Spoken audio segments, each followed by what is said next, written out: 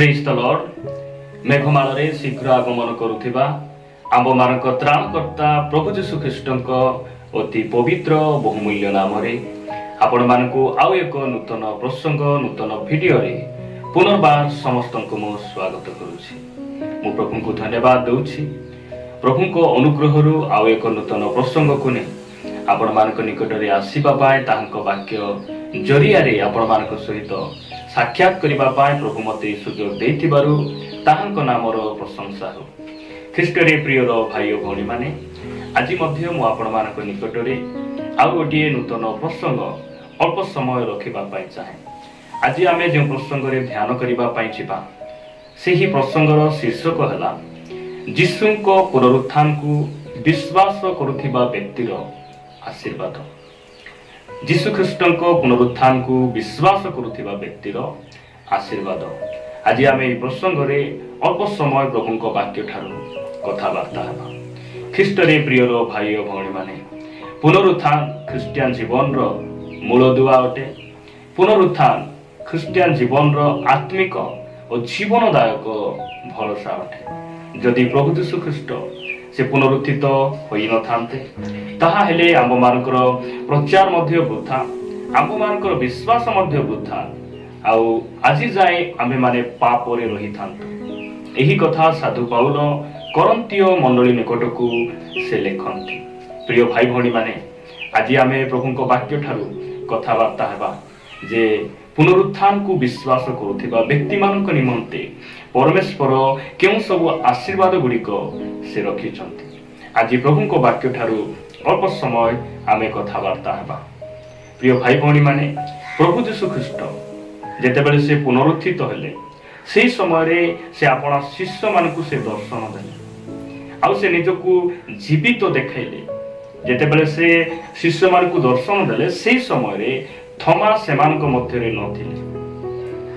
ପରେ ଯେତେବେଳେ ଥମା ଶିଷ୍ୟମାନଙ୍କ ନିକଟକୁ ଆସୁଛନ୍ତି, ସେହି ସମୟରେ ଶିଷ୍ୟମାନେ ଥମାଙ୍କୁ କହୁଛନ୍ତି ଯେ ଆମ୍ଭେ ପ୍ରଭୁଙ୍କୁ ଦେଖିଅଛୁ, ସେ ପୁନରୁତ୍ଥିତ ହୋଇଛନ୍ତି, ସେ ଉଠିଛନ୍ତି। ଏହି କଥା ଯେତେବେଳେ ଶିଷ୍ୟମାନେ ଥମାକୁ କହୁଛନ୍ତି, ଥମା ସେମାନଙ୍କର କଥାକୁ ବିଶ୍ୱାସ କରୁନାହାନ୍ତି। ଯଦି ଆପଣମାନେ ମୋ ସହିତ ଯୋହନ ଲିଖିତ ସୁସମାଚାର 20 ଅଧ୍ୟାୟକୁ ଆସିବେ, 20 ଅଧ୍ୟାୟ ମୁଁ ଆପଣମାନଙ୍କ ନିକଟରେ 25 ପଦ ପଢ଼ିବା ପାଇଁ ଚାହେଁ। ଏଠାରେ ପ୍ରକାର ଲେଖାଯାଏ, ଅତଏବ ଅନ୍ୟ ଶିଷ୍ୟମାନେ ତାଙ୍କୁ କହିଲେ, ଆମ୍ଭେମାନେ ପ୍ରଭୁଙ୍କୁ ଦେଖିଅଛୁ।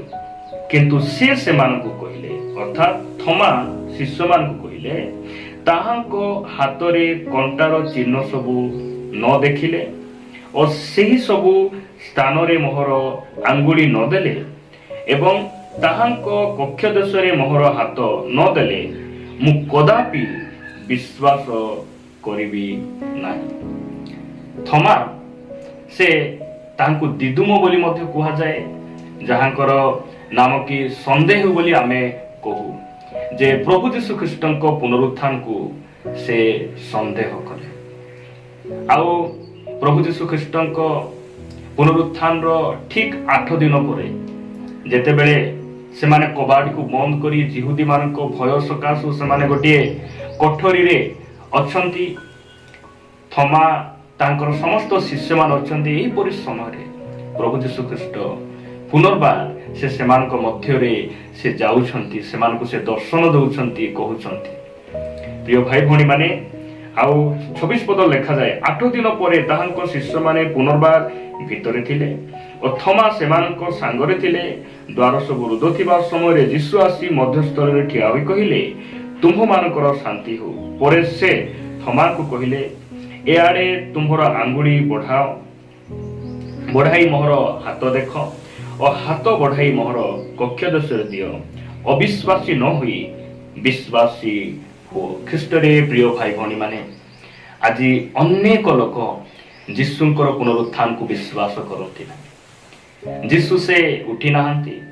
ଜୁନସ୍ ଯେପରି ମତ୍ସ୍ୟ ଉଦରରେ 3 ଦିନ 3 ରାତ୍ରି ଜୀବିତ ଥିଲେ, ପ୍ରଭୁ ଯୀଶୁ ଖ୍ରୀଷ୍ଟ ମଧ୍ୟ ସେ କବରରେ 3 ଦିନ 3 ରାତି ସେ ଜୀବିତ ଥିଲେ।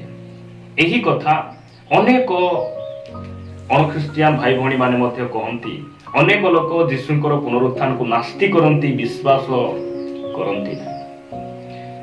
ପ୍ରିୟ ପ୍ରଭୁଙ୍କର ଲୋକମାନେ, ପ୍ରଭୁ ଯୀଶୁ ଖ୍ରୀଷ୍ଟ ଯେ ପୁନରୁତ୍ଥିତ ପରମେଶ୍ୱର, ସେ ଯେ ସତ୍ୟ ପରମେଶ୍ୱର, ଏହା କେହି ଯେ ବିଶ୍ୱାସ କରନ୍ତୁ ନ କରନ୍ତୁ କିଛି ଯାଏ ଆସେ ନାହିଁ, ମାତ୍ର ସେ ପ୍ରଭୁ ଅଟନ୍ତି। ଏହି ପ୍ରକାର ସନ୍ଦେହ କରୁଥିବା ବ୍ୟକ୍ତିମାନଙ୍କ ନିମନ୍ତେ ପ୍ରଭୁ ଯୀଶୁ ଖ୍ରୀଷ୍ଟ ସେ କହିବା ପାଇଁ ଚାହାନ୍ତି, ଆଜି ବାକ୍ୟ ଦ୍ୱାରା ସେ କଥା ହେବା ପାଇଁ ଚାହାନ୍ତି, ତୁମ୍ଭେମାନେ ଅବିଶ୍ୱାସୀ ନ ହୋଇ ବିଶ୍ୱାସୀ ହୁଅ। ମୁଁ ପ୍ରଭୁ ଅଟେ, ମୁଁ ହିଁ ପଥ, ସତ୍ୟ ଆଉ ଜୀବନ ଅଟେ, ମୋ ଦେଇ ନ ଗଲେ ତୁମେ ପିତାଙ୍କ ନିକଟକୁ ଯାଇପାରିବ। ଏହି କଥା ଆଜି ପରମେଶ୍ୱର ଆମ୍ଭମାନଙ୍କୁ କହିବା ପାଇଁ ଚାହାନ୍ତି। ଆପଣ ଜାଣନ୍ତି କି ଅନେକ ଆଜି ବି ଖ୍ରୀଷ୍ଟିଆନ ଡିନୋମିନେସନର ଭାଇ ଭଉଣୀମାନେ ସେମାନେ ଇସ୍ରାଏଲକୁ ଯାଆନ୍ତି, ଯୀଶୁଙ୍କର କବରକୁ ସେ ଦେଖିବା ପାଇଁ ସେମାନେ ଯାଆନ୍ତି। ସେମାନେ କାହିଁକି ଯାଆନ୍ତି ମୁଁ ଜାଣେ ନାହିଁ।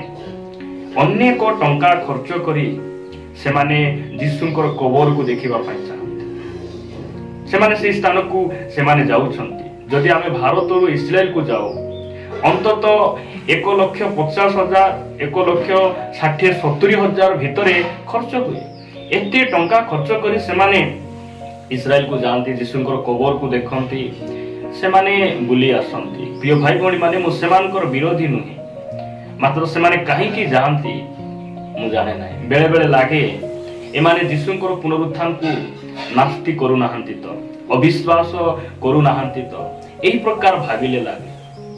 ଥମା ମଧ୍ୟ ସନ୍ଦେହ କଲେ, ମାତ୍ର ଥମାଙ୍କୁ ପରମେଶ୍ୱର ଦର୍ଶନ ଦେଲେ ଆଉ କହିଲେ, ସେହିପରି ସମୟରେ ସେ କ'ଣ କହିଲେ ଯେ 28 ପଦ, ଥମା ତାଙ୍କୁ ଉତ୍ତର ଦେଲେ, ମୋହର ପ୍ରଭୁ ମୋହର ଈଶ୍ୱର। ପ୍ରିୟ ଭାଇ ଭଉଣୀମାନେ, ଯେଉଁ ପ୍ରଭୁ ଯୀଶୁ ଖ୍ରୀଷ୍ଟ ଆଜିକୁ 2023 ବର୍ଷ ତଳେ ଆପଣମାନଙ୍କର ପାପ ନିମନ୍ତେ, ସମଗ୍ର ମାନବ ଜାତିର ପାପ ନିମନ୍ତେ କ୍ରୁଶରେ କ୍ରୁଶାର୍ପିତ ହେଲେ, କବର ପ୍ରାପ୍ତ ହେଲେ, ତୃତୀୟ ଦିବସରେ ଉତ୍ଥିତ ହେଲେ, ସେ ଆପଣମାନଙ୍କର ମୋର ସମଗ୍ର ପୃଥିବୀର ପ୍ରଭୁ ଅଟନ୍ତି, ସେ ଈଶ୍ୱର ଅଟନ୍ତି। ସେ 29 ପଦରେ ପ୍ରଭୁ ଯୀଶୁ ଖ୍ରୀଷ୍ଟ ଏକ ସୁନ୍ଦର କଥା ସେ ଆମମାନଙ୍କ ପାଇଁ ଲେଖନ୍ତି। ଏ ପ୍ରକାର କଥା ସେ କହନ୍ତି, ଯୀଶୁ ତାଙ୍କୁ କହିଲେ, ତୁମେ ମୋତେ ଦେଖିବାରୁ ବିଶ୍ୱାସ କରିଅଛ, ଯେଉଁମାନେ ନ ଦେଖି ବିଶ୍ୱାସ କରିଅଛନ୍ତି ସେମାନେ ଧନ୍ୟ। ପ୍ରିୟ ଭାଇ ଭଉଣୀମାନେ, ତାଙ୍କ 12 ଶିଷ୍ୟ ତାଙ୍କ ସହିତ ଥିଲେ, ଥମା ତାଙ୍କୁ ଛୁଇଁଲେ, ଦେଖିଲେ, ବିଶ୍ୱାସ କଲେ, କିନ୍ତୁ ଆପଣମାନେ ଆଉ ମୁଁ ପୁନରୁତ୍ଥିତ ପ୍ରଭୁଙ୍କୁ ଦେଖିନାହୁଁ, ତାହାଙ୍କ ସହିତ ଆମେ ବସିନାହୁଁ, ଉଠିନାହୁଁ, ତଥାପି ତାହାଙ୍କ ବାକ୍ୟରେ ଆମେ ବିଶ୍ୱାସ କରୁଛୁ। ସେ କହୁଛନ୍ତି ଯେ ନ ଦେଖି ଯେଉଁମାନେ ମୋତେ ବିଶ୍ୱାସ କରୁଅଛନ୍ତି ସେମାନେ ଧନ୍ୟ। ମୁଁ ପ୍ରଭୁଙ୍କୁ ଧନ୍ୟବାଦ ଦିଏ। ସେ ଏ ପ୍ରକାର କଥା କାହିଁକି କହୁଛନ୍ତି ଆମେ ଏହାକୁ ଅଧିକ ବର୍ଣ୍ଣନା କରିପାରିବା ନାହିଁ, ମାତ୍ର ଯୀଶୁଖ୍ରୀଷ୍ଟଙ୍କର ଭାଷା, ତାହାଙ୍କର ମୁଖର ଶବ୍ଦ ଦ୍ୱାରା ଆମେ ବୁଝୁ ଯେ ଆମ୍ଭେମାନେ ଯେଉଁମାନେ ତାହାଙ୍କୁ ଦେଖିନାହୁଁ, ହସ୍ତରେ ଛୁଇଁନାହୁଁ, ଯଦି ଆମେ ବିଶ୍ୱାସ କରୁଛୁ, ପ୍ରିୟ ଭାଇ ଭଉଣୀମାନେ, ତାଙ୍କର ସେଇ 12 ଜଣ ପ୍ରେରିତ ମାନଙ୍କ ଠାରୁ ଆମ୍ଭେମାନେ ଅଧିକ ଆଶୀର୍ବାଦ ପ୍ରାପ୍ତ ଅଟୁ। ଆମ୍ଭେମାନେ ଅଧିକ ତାହାଙ୍କର ମନୋନୀତ ଲୋକମାନେ ଅଟୁ ଯେ ଆମକୁ ସେ ପ୍ରେମ କରନ୍ତି। ଆଜି ଅନେକ ଲୋକ ତାହାଙ୍କର ପୁନରୁତ୍ଥାନକୁ ବିଶ୍ୱାସ କରନ୍ତି ନାହିଁ। ମୁଁ ଆପଣମାନଙ୍କ ନିକଟରେ ତାଙ୍କ ପୁନରୁତ୍ଥାନକୁ ବିଶ୍ୱାସ କରୁଥିବା ବ୍ୟକ୍ତିମାନଙ୍କର ଆଶୀର୍ବାଦ ସମ୍ବନ୍ଧରେ କହିବା ପାଇଁ ଚାହେଁ। ଅନେକ ବିଷୟ ରହିଛି, ମୁଁ ଆପଣମାନଙ୍କ ନିକଟରେ କେବଳ 2ଟି ବିଷୟ ରଖିବା ପାଇଁ ଚାହେଁ। ମୋ ସହିତ ଆପଣମାନେ ରୋମିଓ ପୁସ୍ତକ 10 ଅଧ୍ୟାୟକୁ ଆସିବେ। ସାଧୁ ପାଉଲଙ୍କ ପତ୍ର ରୋମିଓ ପୁସ୍ତକ 10 ଅଧ୍ୟାୟ 9 ପଦ ମୁଁ ପଢିବା ପାଇଁ ଚାହେଁ। ଏଠାରେ ପ୍ରକାର ଲେଖାଯାଏ, ଯେଣୁ ତୁମ୍ଭେ ଯଦି ମୁଖରେ ଯୀଶୁଙ୍କୁ ପ୍ରଭୁ ବୋଲି ସ୍ୱୀକାର କରିବ ଆଉ ଈଶ୍ୱର ତାହାଙ୍କୁ ମୃତମାନଙ୍କ ମଧ୍ୟରୁ ଉଠାଇ ଅଛନ୍ତି ବୋଲି ହୃଦୟରେ ବିଶ୍ୱାସ କରିବ, ତେବେ ପରିତ୍ରାଣ ପ୍ରାପ୍ତ ହେବ। ପ୍ରିୟ ଭାଇ ଭଉଣୀମାନେ, ପ୍ରଭୁ ଯୀଶୁ ଖ୍ରୀଷ୍ଟଙ୍କୁ ଈଶ୍ୱର ମୃତମାନଙ୍କ ମଧ୍ୟରୁ ଉଠାଇ ଅଛନ୍ତି, ଏହା ଜଣେ ବ୍ୟକ୍ତି ଯେତେବେଳେ ବିଶ୍ୱାସ କରିବ, ସିଏ କ'ଣ ପାଇବ? ସେ ଘର ପାଇବ ନାହିଁ, ସେ ଗାଡ଼ି ପାଇବ ନାହିଁ, ସେ ଟଙ୍କା ପାଇବ ନାହିଁ, ସେ ସୁସ୍ଥତା ପାଇବ ନାହିଁ, ସେ କ'ଣ ପାଇବ? ସେ ପରିତ୍ରାଣ ପାଇବ। ଯଦି ଆପଣ ଆଜି ତାହାଙ୍କର ପୁନରୁତ୍ଥାନକୁ ବିଶ୍ୱାସ କରିଛନ୍ତି, ଧନ୍ୟ ଆପଣମାନେ ଆମେ ପରିତ୍ରାଣ ପାଇଛୁ।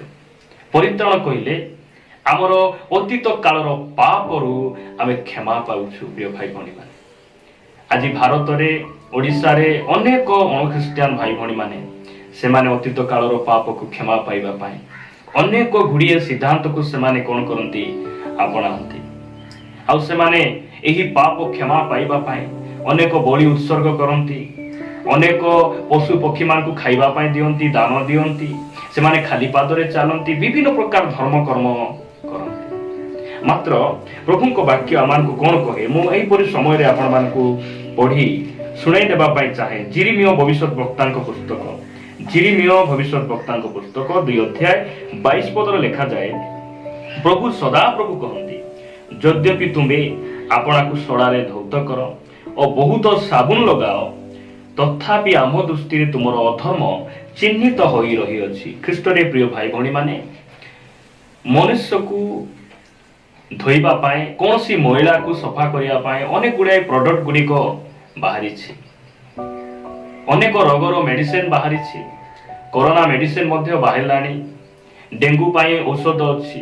କିନ୍ତୁ ମନୁଷ୍ୟର ପାପକୁ ପରିଷ୍କାର କରିବା ପାଇଁ, ଧୌତ କରିବା ପାଇଁ, ମନୁଷ୍ୟର ପାପକୁ ପରିଷ୍କାର କରି ପରିତ୍ରାଣ ଦେବା ପାଇଁ ଆଜି ପର୍ଯ୍ୟନ୍ତ ଏହି ପୃଥିବୀରେ କୌଣସି ପାଣି, କୌଣସି ମେଡିସିନ, କୌଣସି ଔଷଧ ଆଜି ଯାଏ ଆଲାଉନ୍ସ ହେଇନାହିଁ। ଆଜି ଯାଏ କୌଣସି ମେଡିସିନ ବାହାରେ।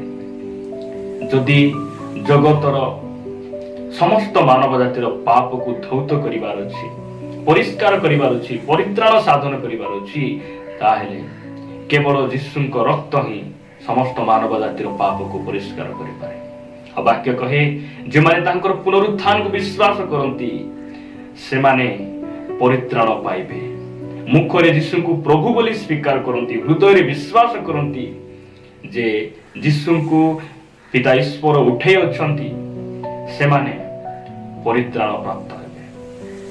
ଦିନେ ପିତର ପ୍ରଚାର କରୁ କରୁ କହିଲେ, ତାହାଙ୍କ ଛଡ଼ା ଆଉ କାହାଠାରେ ପରିତ୍ରାଣ ନାହିଁ। ପ୍ରେରିତ 4 ଅଧ୍ୟାୟ 12 ପଦରେ ଆପଣମାନେ ପଢ଼ିପାରିବେ, ତାହାଙ୍କ ଛଡ଼ା ଆଉ କାହାଠାରେ ପରିତ୍ରାଣ ନାହିଁ। ଅର୍ଥାତ୍ ଯୀଶୁଙ୍କ ଛଡ଼ା ଯାହାଙ୍କ ଦ୍ୱାରା ଆମେ ପରିତ୍ରାଣ ପାଇବାର ଅଛି, ଆକାଶ ତଳେ ମନୁଷ୍ୟମାନଙ୍କ ମଧ୍ୟରେ ଆଉ କୌଣସି ନାମ ଦିଆଯାଇ ନାହିଁ। ପ୍ରିୟ ଭାଇ ଭଉଣୀମାନେ, ଏହି ପୃଥିବୀରେ ଯଦି କେଉଁ ନାମରେ ମୁକ୍ତି ଆମକୁ ପାଇବାର ଅଛି, ଉଦ୍ଧାର ପାଇବାର ଅଛି, ସେ ହେଉଛନ୍ତି ପ୍ରଭୁ ଯୀଶୁ ଖ୍ରୀଷ୍ଟ। ଆଉ ତାହାଙ୍କଠାରେ ବିଶ୍ୱାସ କରିବା ଦ୍ୱାରା, ତାହାଙ୍କ ପୁନରୁତ୍ଥାନକୁ ବିଶ୍ୱାସ କରିବା ଦ୍ୱାରା ଆମେ ଏହି ଆଶୀର୍ବାଦ ପାଉଛୁ ଯେ ଆମର ଅତୀତ କାଳର ପାପରୁ ସେ ଆମକୁ କ୍ଷମା ପ୍ରଦାନ କରନ୍ତି, ଆମେ କ୍ଷମା ପାଉଛୁ। ଆମକୁ ସେ ଯେ କେବଳ କ୍ଷମା କରିବେ ତାହା ନୁହେଁ, ଆମକୁ ସେ ପାପରୁ ଉଦ୍ଧାର କରିବା ପାଇଁ ମଧ୍ୟ ସାମର୍ଥ୍ୟ ଅଟନ୍ତି, ବଳବାନ ଅଟନ୍ତି। ପ୍ରଭୁଙ୍କ ନାମର ଗୌରବ ହଉ। ମୁଁ ଆପଣମାନଙ୍କ ନିକଟରେ ଦ୍ୱିତୀୟ ଆଶୀର୍ବାଦ ରଖିବା ପାଇଁ ଚାହେଁ। ମୋ ସହିତ ଆପଣମାନେ ସେହି ରୋମିଓ ପୁସ୍ତକ 4 ଅଧ୍ୟାୟକୁ ଆସିବେ। ରୋମିଓ ପୁସ୍ତକ 4 ଅଧ୍ୟାୟ 24 ପଦ ମୁଁ ଆପଣମାନଙ୍କ ନିକଟରେ ପଢ଼ିବା ପାଇଁ ଚାହେଁ। ଏଠାରେ ପ୍ରକାର ଲେଖାଯାଏ, ମାତ୍ର ଆମ୍ଭମାନଙ୍କ ନିମନ୍ତେ ମଧ୍ୟ ଲେଖା ହୋଇଅଛି, କାରଣ ଯେ ଆମ୍ଭମାନଙ୍କ ପ୍ରଭୁ ଯୀଶୁଙ୍କୁ ମୃତମାନଙ୍କ ମଧ୍ୟରୁ ଉତ୍ଥାପନ କଲେ, ତାହାଙ୍କଠାରେ ବିଶ୍ୱାସ କରୁଅଛୁ ଯେ ଆମ୍ଭେମାନେ ଆମ୍ଭମାନଙ୍କ ପକ୍ଷରେ ମଧ୍ୟ ତାହା ଗଣିତ ହେବ। ପ୍ରଭୁଙ୍କ ନାମର ଗୌରବ। ଆମ୍ଭେମାନେ ତାହାଙ୍କର ପୁନରୁତ୍ଥାନକୁ ବିଶ୍ୱାସ କରୁଛୁ ଯେ ତୃତୀୟ ଦିବସରେ ସେ ଉତ୍ଥିତ ହେଲେ। ପ୍ରିୟ ଭାଇ ଭଉଣୀମାନେ, ପ୍ରଭୁ ଯୀଶୁ ଖ୍ରୀଷ୍ଟଙ୍କ କବରର ଚତୁଃପାର୍ଶ୍ୱରେ ପିଲାତ ରାଜାଙ୍କର ଅନେକ ସୈନ୍ୟମାନେ, ପ୍ରହରୀମାନେ କବରକୁ ରକ୍ଷା କରୁଥିଲେ। ମାତ୍ର ଯେତେବେଳେ ଭୂମିକମ୍ପ ହେଲା, ସେମାନେ ମୃତ ଅବସ୍ଥାରେ ପଡ଼ିଗଲେ। ସେମାନେ କବର ଛାଡ଼ି ଦୌଡ଼ିଲେ। ପ୍ରିୟ ଭାଇ ଭଉଣୀମାନେ, ଯେ ପ୍ରଭୁ ଯୀଶୁ ଖ୍ରୀଷ୍ଟ ବାସ୍ତବ ଅଟନ୍ତି, ସେ ପୁନରୁତ୍ଥିତ ପ୍ରଭୁ ଅଟନ୍ତି, ଏହା ଆମ୍ଭେମାନେ ବିଶ୍ୱାସ କରୁଅଛୁ ଯେ ଆମ୍ଭେମାନେ ଧନ୍ୟ। କାରଣ ଯଦି ଯୀଶୁଙ୍କୁ ଯେ ଉଠେଇଲେ, ଆମେ ଯଦି ତାହାଙ୍କୁ ବିଶ୍ୱାସ କରୁଛୁ, ସେ ମଧ୍ୟ ଆମକୁ ଆମର ମହାନିଦ୍ରା ପରେ, ଆମେ ମୃତ୍ୟୁବରଣ କଲା ପରେ ସେ ଯେତେବେଳେ ମେଘମାଳରେ ଆସିବେ, ଆମ୍ଭେମାନେ ମଧ୍ୟ କବରରୁ ଉତ୍ଥିତ ହେବା। ଏହି ଆଶୀର୍ବାଦ ପ୍ରଭୁ ଆମମାନଙ୍କୁ ଦେଇଛନ୍ତି। ଆଉ ଯେଉଁମାନେ ଯଦି ଆଜି ଆପଣ ପ୍ରଭୁଙ୍କୁ ନିଜର ତ୍ରାଣକର୍ତ୍ତା ଭାବରେ, ଯୀଶୁଙ୍କୁ ନିଜର ତ୍ରାଣକର୍ତ୍ତା ଭାବରେ ଆପଣ ବିଶ୍ୱାସ କରିନାହାନ୍ତି, ତାଙ୍କର ପୁନରୁତ୍ଥାନକୁ ଆପଣ ବିଶ୍ୱାସ କରିନାହାନ୍ତି, ପ୍ରିୟ ଭାଇ ଭଉଣୀମାନେ, ଯଦି ଆପଣ ମୃତ ହେଲା ପରେ, କବରକୁ ଗଲା ପରେ ଆପଣଙ୍କୁ ସେହି ସ୍ଥାନରେ ଚର୍ଚ୍ଚ ନଥିବ, ଅନୁତାପ କରିବାର ସମୟ ନଥିବ, ଆପଣ ବାକ୍ୟ ଶୁଣିବାର ସମୟ ନଥିବ, ଆଜି ଯୀଶୁଙ୍କୁ ପ୍ରଭୁ ବୋଲି ସ୍ୱୀକାର କରିବାର ଆବଶ୍ୟକ ରହିଛି। से मृत मान मध्य ईश्वर उठे अच्छा हृदय विश्वास कर आवश्यक रही मुखरे स्वीकार कर आवश्यक रही आदि आपण विश्वास करती आपण पुनरुत्थित हेबे पुनरुत्थान प्रथम पुनरुत्थान उत्कृष्टतर पुनरुत्थान आपण मानक पाई अटे प्रिय भाई भणी माने आमे जदि प्रभु को विश्वास करू परमेश्वर आम पाई ए सब आशीर्वाद गुड़िक से रखी दिने मार्था को प्रभु यीशु ख्रीष्ट कहले मु पुनरुत्थान आ जीवन जे मो ठारे विश्वास करे यद्यपि से मरे तथापि से बंचिब ख्रीष्ट रे प्रिय भाई भणी माने प्रभु यीशु ख्रीष्ट आमको यही कथा से कहवा चाहती जो माने मोठारे विश्वास करेंगे से माने मृत्युर दर्शन पाइबे नहीं मृत्यु को चाखिबे नहीं अनेक कथा से कहले आमान को मन रे प्रश्न आसुथिबो ख्रिस्टियन लोक माने कोन मरु नाहंती से माने कोन आज जे अमर ही अछंती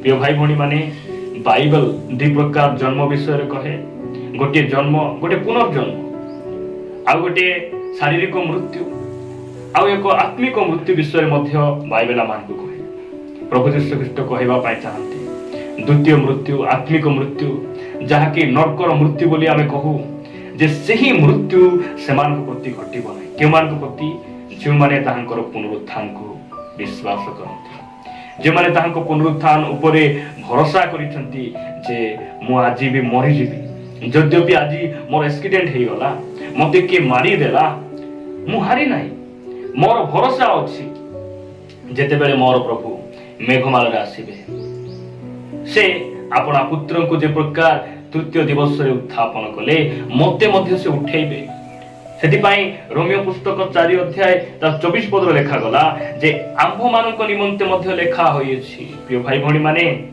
वाक्य कहे प्रभु यीशु ख्रीष्ट शास्त्र रो लेखा अनुसार से उत्थित हेले केवल यीशु विषय लेखा अच्छी ताहा नुहे जो माने यीशु पुनरुत्थान को विश्वास करिसंती सेमानक मध्य सेमानक पाई मध्य लेखा आइछि जे सेमाने मध्य उत्थित हेबे पुनरुत्थित हेबे केते बेले यीशु जेते बेले मेघमाले आसीबे ख्रीष्ट रे प्रिय भाई और भणी माने प्रभु आमान को सहायता करंतु आसंतु आमे तांकर पुनरुत्थान को संपूर्ण विश्वास करिबा थमा संपूर्ण विश्वास कले आ यीशुको पाई तांकर सुसमाचार को नहीं हमर ई भारत देश को आसिले से शहीद हे गले यीशुको साक्ष्य सकाशे अपना प्राण को से दे देले कारण से तांकर पुनरुत्थान को से विश्वास करिथिले आ आमे समस्त जानू जेते बेले प्रभु यीशु ख्रीष्ट मेघमाला रे आसीबे सेही दिन थमा मध्ये उत्थित हेबे तांकर द्वादश प्रेरित मान उत्थित हेबे आज जो माने